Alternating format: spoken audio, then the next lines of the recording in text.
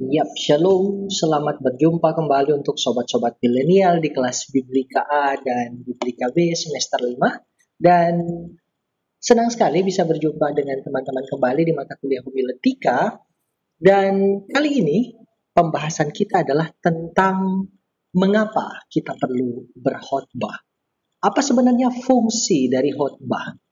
Kalau memang fungsinya adalah sekadar ingin berbagi dan share firman Tuhan, kenapa tidak dibuat di meme saja? Kenapa tidak buat quote saja? Kenapa tidak memberikan Alkitab dan kemudian jemaat baca saja? Why not like that? Kenapa harus ada khotbah? Kenapa harus ada orang-orang yang ditunjuk dan dipilih untuk berkhotbah? Nah, ini akan jadi sebuah pertanyaan besar untuk kita dan mari kita jawab bersama dalam pembahasan mata kuliah kita saat ini. Teman-teman, pertama-tama sebelum kita menjawab pertanyaan tersebut, mari pahami dulu bahwa homiletika atau kegiatan berkhotbah itu punya dasar teologis yang jelas. Dari Perjanjian Lama, kita mengenal ada yang namanya nabi. Nabi ini kemudian dipilih dan diutus oleh Allah kepada umatnya untuk menjadi penyambung lidah Allah. Apa maksudnya sih ini menjadi penyambung lidah Allah? Saya pikir saya tidak perlu berbicara terlalu banyak tentang ini, karena di mata kuliah hermeneutik Perjanjian Lama kalian sudah mengupas tuntas tentang Nevi'im, ya. Jadi kita hanya akan mengorek sedikit tentang ini. Nah, para nabi ini ditugaskan untuk menjadi penyambung lidah Allah, berarti mereka harus menyampaikan suara Allah. Apa yang Allah sampaikan kepada mereka, ini harus disampaikan kepada umat. Dengan demikian, mereka punya fungsi seperti sebuah perantara. Ya, jadi Allah menyampaikan maksudnya kepada para nabi, dan para nabi berkewajiban untuk menyampaikan maksud ini kepada para jemaat Tuhan pada saat itu. Nah, dalam artian mereka adalah penyambung lidah Allah, perantara, tetapi juga yang bersaksi tentang Allah. Lewat mereka, jemaat pada akhirnya mengenal siapa itu Tuhan. Lewat mereka, jemaat kemudian memahami apa maunya Tuhan dalam kehidupan mereka. Dan lewat para nabi ini, jemaat mengerti apa kehendak Allah dalam kehidupan mereka. Dari sini kita melihat betapa pentingnya peran para nabi sehubungan dengan menyambung lidah. Meskipun peran nabi sebetulnya tidak sesederhana itu. Tapi kalau kita coba sandingkan fungsi ini dengan fungsi homiletika, maka kita lihat secara jelas bahwa dari Perjanjian Lama saja betapa penting seorang perantara untuk menyampaikan maksud Allah kepada jemaat. Lewat dari Perjanjian Lama kita masuk ke Perjanjian Baru. Di Perjanjian Baru juga kita punya dasar teologis yang jelas, yaitu dari tokoh Yesus Kristus. Ya, awal mulanya adalah dari tokoh Yesus Kristus. Di sini penggambaran mengenai khotbah dan homiletika justru menjadi semakin jelas. Ketika Yesus mengajar, menyampaikan kebenaran firman Tuhan itu disampaikan melalui khotbah. Maka tidak heran ketika ada beberapa fase dari pengajarannya, ada beberapa scene dari pengajaran Yesus yang kemudian disebut seperti khotbah. Misalnya contoh dalam Matius pasal 5, ya, sampai pasalnya yang ke-7 itu diberi sebuah judul besar, yaitu khotbah di atas bukit. Ya. Sebetulnya pada saat itu Yesus mengajar kepada banyak orang, tapi polanya adalah pola khotbah. Nah, seperti itu teman-teman. Dan kemudian selain pola pengajaran Yesus yang sangat khotbahi ini, jadi sangat pola khotbah, dia juga kemudian mengutarakannya dalam Amanat Agung. Jadi silakan teman-teman baca baik Amanat Agung versi Matius maupun versi Markus. Di sana ada perintah untuk bersaksi, ya. Jadi kalau di Matius kan pergilah, jadikanlah semua bangsa muridku dan baptislah bla bla bla bla bla bla dan ajarlah mereka untuk melakukan bla bla bla bla bla bla. Nah, ini kan bersaksi tentang Allah. Ini memberitakan apa kabar baik tentang Allah di dalam Yesus Kristus. Sama juga dengan yang di Markus, ya. Beritakanlah Injil kepada semua makhluk dan perintah-perintah lainnya yang bisa kita combine ke dalam amanat agung. Ini sebetulnya semuanya adalah dalam bingkai kesaksian. Ada dalam sebuah bingkai bersaksi. Sehingga Yesus Kristus, dia berkhotbah semasa dia hidup, tapi meneruskan perintah ini kepada para murid. Jadi perintah untuk berkhotbah, perintah untuk mengajar, tidak berhenti di Yesus Kristus, tapi dia wariskan sebagai tugas dan tanggung jawab warisan kepada para murid. Nah, semua murid Yesus diperintahkan untuk memberitakan tentang Yesus Kristus. Nah, inilah kegiatan bersaksi. Nah, sekarang teman-teman, lewat apa yang sudah disaksikan oleh Perjanjian Lama dan Perjanjian Baru, maka dapat kita tarik sebuah konklusi sederhana bahwa khotbah adalah tugas yang diembankan Allah kepada manusia. Baik di Perjanjian Lama dan Perjanjian Baru, semuanya sama-sama sepakat berpendapat bahwa khotbah adalah tugas orang percaya. Khotbah adalah tanggung jawab semua orang percaya. Ya, jadi khotbah adalah tanggung jawab orang beriman.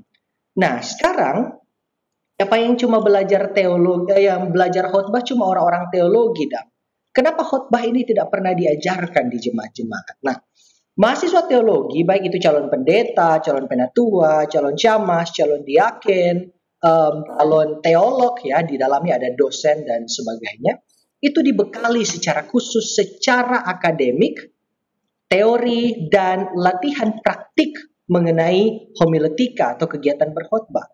Nah, nantinya tugas ini diembankan kepada kalian yang sudah belajar lebih dulu dan belajar lebih banyak. Kalian yang nantinya akan membekali jemaat tentang persoalan ini. Jadi, kalian lewat pelayanan kalian akan membekali jemaat tentang khotbah, teori, dan praktiknya. Nah, patut juga diingat teman-teman bahwa jemaat masa kini adalah jemaat yang kritis, punya daya nalar yang tinggi. Mereka mampu berpikir dengan sangat hebat dan kemudian perkembangan pemikiran orang-orang yang kita sebut sebagai jemaat awam kini justru mulai sebanding dengan orang-orang yang berpendidikan teologi. Mereka sudah sampai di level-level itu. Nah, banyak yang mampu belajar hanya dengan menyimak. Banyak yang mampu mengetahui teknik berkhotbah hanya dengan melihat orang ini bicara berkhotbah begini. Orang sana bicara berkhotbah begini. Yang lebih bagus yang ini, berarti yang ini yang akan kita contohi. Tapi banyak pula yang menilai dan mengkritisi. Yang ini bicara berkhotbah begini, yang ini bicara berkhotbah begini, yang ini bicara khotbah begini. Ini terlalu lama, ini DP bahan kajian sedikit, ini yang ideal. Jadi, ketika Anda berkhotbah, tunjukkanlah bahwa Anda adalah orang yang sudah belajar. Jangan sampai Anda yang sudah dibekali, justru nanti di jemaat malah dibekali oleh orang lain yang tidak belajar homiletika sama sekali. Setidaknya prinsip-prinsip dasar homiletika itu harus Anda pahami dulu sehingga ketika turun nanti Anda benar-benar siap. Misalnya prinsip-prinsip sederhana dalam homiletika. Waktu untuk berkhotbah idealnya adalah 15 menit. Ya. Lebih dari 15 menit itu sudah ada yang lain, ya. Ada teori-teori yang lain mengatakan bahwa setidaknya itu 15 sampai 20 menit. Lebih dari 20 menit itu waktu untuk iblis. Nah, sekarang banyak orang yang tidak mau menerima ini dengan alasan, firman Tuhan kok dibatas-batasi. Penyampaian firman Tuhan kok mau dibatasi dengan waktu. Nah, ini bagian dari kalimat kesombongan. Kalau orang memang mau menyampaikan kebenaran firman Tuhan, maka sampaikanlah dengan seperlunya. Tuhan yang tidak pernah jaga main perpanjang firman, ya. Yang bahaya adalah ketika orang sebagai manusia menggunakan otoritas firman sebagai senjata untuk menyerang dan mempersalahkan orang lain. Ini bahaya dalam homiletika, ancaman dalam berkhotbah. Jadi kalau Anda mau berkhotbah, usahakanlah supaya Anda sedang berdamai dengan segala sesuatu. Berdamai dengan diri sendiri, tapi juga berdamai dengan orang lain. Jangan sampai Anda datang di sebuah tempat beribadah, tempat persekutuan, Anda lihat di situ ada saingan Anda yang sedang duduk, yang sedang baku marah, sedang lagi bakunya Anda enak perasaan, dan kemudian Anda gunakan otoritas firman khotbah pada saat itu, yang sebetulnya cuma 5 menit atau cuma 10 menit, Anda tambah-tambahkan jadi sampai 1 jam, hanya karena sisanya adalah digunakan untuk menyerang person tersebut. Dari sini teman-teman, mari menganalisa. Ya. Mari menganalisa. Khotbah yang disiapkan dari rumah, itu misalnya cuma 15 menit. Anda menyiapkan khotbah cuma 15 menit dari rumah. Sampai di tempat ibadah, Anda melihat ternyata ada orang yang sedang Anda tidak senang di sana. Khotbah yang tadinya 15 menit, kini sorong jadi 1 jam. Berarti yang Anda siap sampaikan yang adalah suara Tuhan, itu cuma 15 menit. Lebih dari 15 menit, itu sudah suara iblis. Kenapa suara iblis? Iblis merongrong di dalam hati Anda untuk menyampaikan, sindir pada dia, pakai itu firman supaya dia bertobat saat itu. Hati-hati dengan ini. Hati-hati dengan otoritas kita sebagai pengkhotbah, jangan sampai kita gunakan otoritas tersebut untuk menyerang, merendahkan, mengintimidasi orang lain. Ya, lanjut ya teman-teman. Nah, di sini teman-teman, kita pada akhirnya akan mampu melihat dan tunggu sebentar. Oke, sorry teman-teman, tadi ada gangguan sedikit. Bisa dulu ya teman-teman. Nah, di sini kita melihat pada akhirnya gereja Protestan ya. Ini gereja Protestan. Saya tidak tahu dengan gereja-gereja yang lain, tapi gereja Protestan menempatkan khotbah sebagai sentral peribadatan. Ya, jadi khotbah adalah center dari persekutuan. Beda misalnya dengan gereja Katolik karena pusat peribadatan mereka adalah ritus, ya. Pusat peribadatan mereka adalah tradisi gereja Katolik. Beda dengan kita, gereja Protestan yang menempatkan khotbah sebagai pusat dari peribadatan. Maka tidak heran kalau posisi mimbar itu ada di depan tengah, ya. Posisi mimbar dalam gereja Protestan itu ada di depan dan bagian tengah. Itu menyimbolkan bahwa khotbah atau penyampaian firman Tuhan adalah bagian sentral dalam persekutuan ibadah Kristen Protestan. Khotbah adalah pusat dari peribadatan. Nah, makanya ketika kita mau membuat sebuah kebaktian atau membuat ibadah, maka yang paling pertama harus Anda susun adalah khotbah. Kenapa? Karena khotbah ini akan menjadi patokan, akan menjadi panduan, akan menjadi dasar dalam penentuan hal-hal yang lain, unsur-unsur liturgi yang lain, nas pembimbing, pemilihan lagu, ayat-ayat pembimbing, dan sebagainya. Misalnya, ketika Anda memilih tema tentang pengampunan, maka upayakanlah lagu-lagunya adalah lagu-lagu tentang pengampunan. Jadi, unsur liturgi atau unsur tata ibadah itu akan mengikuti khotbah. Nas pembimbing apalagi, ini nas pembimbing adalah seperti versi pendek dari khotbah, ya. Versi reduksi dari khotbah. Jadi nas pembimbing adalah seperti khotbah yang sudah direduksi, kesimpulan dari khotbah. Itu fungsi dari nas pembimbing. Nanti selebihnya itu akan Anda pelajari di mata kuliah liturgika. Nah, tapi itu intinya ya teman-teman. Misalnya dalam persekutuan atau ibadah ketuangan Roh Kudus misalnya, maka khotbah akan menyesuaikan dengan apa yang sedang terjadi ya. Misalnya dengan perayaan hari raya gerejawi, ketuangan Roh Kudus, maka khotbahnya tentang Roh Kudus ya. Jangan memilih tema yang aneh-aneh begitu, yang tidak sesuai dengan konteks. Maka khotbah itu pasti tidak akan bisa didaratkan dengan baik kepada jemaat. Nah, sekarang teman-teman, pemilihan lagu-lagu juga akan menyesuaikan dengan khotbah. Jangan sampai konteks khotbahnya tentang kasih, lagu-lagu dari awal sampai akhir tidak ada yang menyentuh kasih. Malahan lagu-lagu neraka terus. Ya, lagu-lagu sekolah minggu yang ada di arah-arah kasih. Sehingga lagu, nas pembimbing, doa-doa itu akan menyesuaikan dengan khotbah. Jangan sampai ketika Anda memimpin persekutuan atau Anda memimpin khotbah, jangan sampai doa-doa yang Anda sampaikan itu dari ibadah pertama sampai sekarang, pimpin ibadah di sini, pimpin ibadah di situ, doanya sama semua. Tidak mungkin seperti itu, ya. Jadi pengkhotbah atau pemimpin ibadah juga perlu kreatif, doanya harus diramu agar sesuai dengan khotbah. Misalnya dalam doa pengakuan dosa. Dosa apa yang akan kita akui di doa pengakuan dosa tersebut? Ada banyak dosa yang akan kita akui. Kalau kita uraikan satu persatu, maka ibadah itu akan berlangsung bertahun-tahun.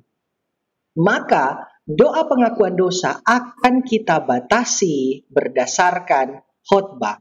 Khotbahnya membahas tentang pengampunan, maka di doa pengakuan dosa Anda harus mengakui dosa Anda yang gagal dan lalai mengampuni sesama. Kalau khotbah Anda berbicara tentang kasih, maka Anda harus mengakui di bagian doa pengakuan dosa bahwa Anda tidak mampu mempraktikkan kasih seperti Allah mengasihi manusia.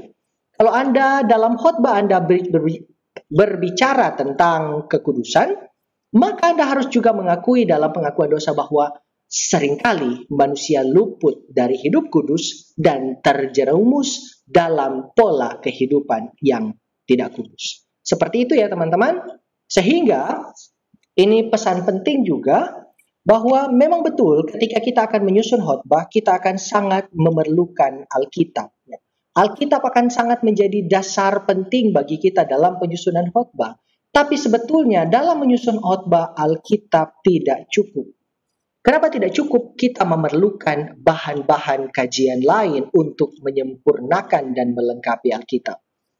Misalnya, salah satu bahan yang perlu untuk Anda adalah koran, majalah, smartphone, dan hal-hal lain yang bisa membantu Anda menyadari apa yang sedang terjadi dengan dunia. Jadi orang-orang yang akan berkhotbah adalah orang-orang yang juga mau bersosialisasi, paham keadaan. Jangan sampai orang bicara-bicara tentang segala sesuatu, malah orang nintau keadaan zaman sebagaimana. Sebagai contoh, di Alkitab akan kita temukan bahwa penyakit kusta adalah penyakit yang sangat terkutuk. Tidak ada obatnya, ya. Ini kata Alkitab. Jadi bayangkan kalau kalian mengkhotbahkan tentang ini. Saudara-saudara, kalau Anda terkena penyakit kusta berarti Anda dilaknat oleh Tuhan. Anda terkutuk, Anda tidak akan sembuh lagi, kematian sedang mengikuti Anda.